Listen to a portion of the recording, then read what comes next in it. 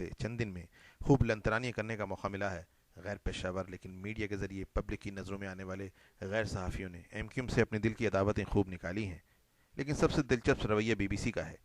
یہ آپ سب کے علم میں ہے کہ بی بی سی اردو ایک آزاد اور خود مختار ادارہ ہے، لیکن اس میں شامل حسن آبدی، حسن عسکری، شفیع نقی جامعی اور دیگر کام کرنے والے لوگ ایک مخصوص طبقے اور ایم کیو ایم اور کراچی دشمنی میں اپنا ثانی نہیں رکھتے. کراچی کے عوام پر دہشت گرد مذہبی دہشت گردوں کے حملے کو کراچی کے معصوم عوام کے خلاف استعمال کرنے کی حمایت میں بی بی سی اور اس کے علاوہ دیگر پاکستانی میڈیا سے بھی آگے ہے. آئیے دیکھتے ہیں اس دوران انہوں نے کیا کیا لکھا ہے. اعجاز مہر اپنی عظیم فکر کی عکاسی بی بی سی کے ویب سائٹ پہ کچھ یوں کرتے ہیں کہ M Q M Asfandyar Khan Wali سے ملاقات کرنے کے لیے درخواستیں کر رہی ہے اور وہ ان سے ملاقات نہیں کر رہے ہیں. ایک طرف تو یہ ہم سے یہ کہا جاتا ہے کہ ایم کیو ایم سے جان بوجھ کر پختون عوام کو گولیاں مار رہی ہے. دوسری مرتبہ ایم کیو ایم کو کمتر ثابت کرنے کے لیے یہ کہا جا رہا ہے کہ اسفندیار سے ملاقات کی کوشش کر رہے ہیں اور وہ ملاقات کا وقت نہیں دے رہے ہیں. حالانکہ ایسا بالکل نہیں ہے. ایم کیو ایم اے این پی کو پختون عوام کا نمائندہ سمجھتی ہے تو یہ اس کا احسان ہے، ورنہ اے این پی تو ابھی پچھلے الیکشن میں خود اپنے صوبہ سرحد میں اپنی ناک کٹا چکی ہے. اگر ایم کیو ایم کی وسیع القلبی کا مظاہرہ کر رہی ہے تو اس کی قدر کی جانی چاہیے. یاد رکھیں سن 1986 میں خان عبد الولی خان نے 50,000 قبائلیوں کے لشکر کے ساتھ کراچی پر چڑھائی کرنے کا اعلان کیا تھا اور اس کے چند ماہ کے بعد وہ 9/0 پر الطاف بھائی سے ملاقات کر رہے تھے. کہتے ہیں کہ صحافیوں سے معافی مانگنی پڑی. دراصل ہمارے ہٹ دھرم اور بحث مذہبی رہنماؤں میں خود نرمی تو ہے نہیں، لیکن یہ جماعتیں صرف الزام ایم کیو ایم پہ لگاتی ہیں کہ یہ بڑے اکھڑ ہیں، سخت پالیسی کا مظاہرہ کرتے ہیں، لیکن یہ ایم کیو ایم ہی ہے جو صحافیوں کو اتنی عزت دیتی ہے جو وہ ان سے معافی بھی مانگ سکتی ہے، چاہے اس میں ایم کیو ایم کا قصور ہو یا نہ ہو. ایک اور مصنف ان کے لکھتے ہیں جن کا نام حسن مجتبیٰ ہے.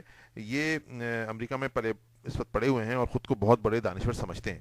ایم کیو ایم کے ابتدائی دور میں الطاف بھائی کے تلوے چاٹتے تھے اور چاہتے تھے کہ ان کی خود ساختہ دانشورانہ مشاورت کو قبول کیا جائے. اختر رضوی کو بھی بعد میں بھڑکانے میں ان کا بہت بڑا ہاتھ تھا، لیکن ایم کیو ایم میں ایسے جعلی دانشوروں اور فلسفیوں کی کوئی گنجائش نہیں رہی ہے. ان صاحب نے اپنے دل کے جلے ہوئے پھپولوں کو کچھ یوں پھوڑا ہے کہ اپنے پورے مضمون میں انتہائی بازاری زبان اختیار کی ہے اور ایسا ظاہر کیا ہے جیسے ایم کیو ایم کا وطن عزیز آباد سے نہیں بلکہ جہاں یہ رہا کرتے تھے غریب آباد کے پیچھے پہلوان گوٹ سے ہوا ہے.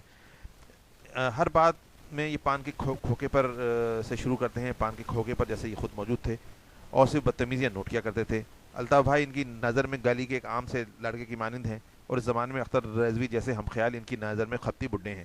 گویا جو ظلم و ستم اس زمانے میں مہاجروں پہ چل رہا تھا وہ صحیح ہو رہا تھا اور یہ بڑے معقول لوگ وہ تھے جو یہ ظلم کیا کرتے تھے.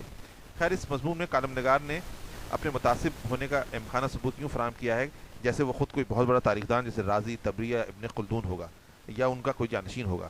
تمام مضمون روایتی عیاری اور جھوٹ سے بھرپور ہے. مقصد صرف یہ ہے کہ ایم کیو وہاں سے 20 سال جو ایک تجربے کی بھٹی پر تپ کر کندن بنی ہے، اس کے بعد بھی یہ 40 سال کے لڑکوں کا ایک جھنڈ ہے اور یہ جو دانشور باہر بیٹھے ہیں ان کی نظر میں ایم کیو ابھی بھی ایک معصوم بچہ ہے.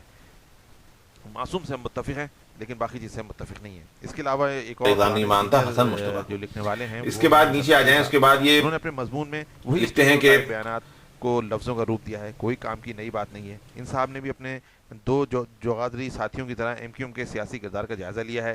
جیسے انٹر کے امتحان کے اندر حاشیے ڈال کے جو تاریخ کے سوالوں کے جواب نہیں لکھے جاتے، اس طرح انہوں نے اپنا کفر اگلا ہے. مقصد وہی ہے کہ ایم کیو ایم کی بے عزتی کرنی، ایم کیو ایم کی ہتک کرنی، 2 کروڑ 22 لاکھ عوام کی منتخب جماعت کو بدنام کرنا اور ان کے حق انتخاب کو، یعنی جو پڑھے لکھے طبقہ کراچی کا سب سے زیادہ پاکستان کا پڑھا لکھا طبقہ ہے، اس کے حق انتخاب کو چیلنج کرنا.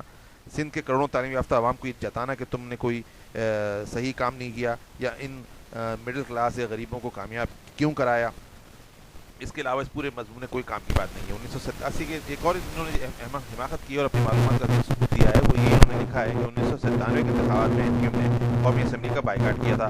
یہاں یہ ہمارے بزرگ بھول گئے ہیں یا ان کا توازن صحیح نہیں ہے کہ وہ 1993 کی بات تھی. یہ 1993 تھا جب ایم کیو ایم نے قومی اسمبلی کے الیکشن کا بائیکاٹ کیا تھا اور اس کے صرف ایک دن کے بعد جب صبح حسین آج ان کی نظروں میں نچلے درجے کے ہو گئے ہیں. اصل جلن یہ ہے کہ الطاف حسین جو ایک غریب اشارے پہ کیا گیا تھا لوگوں سے تعلق رکھتے ہیں، غریب جنریشن سے تعلق رکھتے ہیں، وہ آخر اتنے اوپر کیسے پہنچ گئے، یہ ان کا زہر یہاں پر اگلا جا رہا ہے. یہ ہیں جناب حسن مجتبیٰ جو اس وقت کیلیفورنیا میں عیش و آرام کی زندگی گزار رہے ہیں اور اپنی بخاریاں جھاڑ رہے ہیں ایم کیو ایم کے بارے میں. تیسرا مضمون دیکھتے ہیں جناب. کی نظر کیوں نہیں جاتی.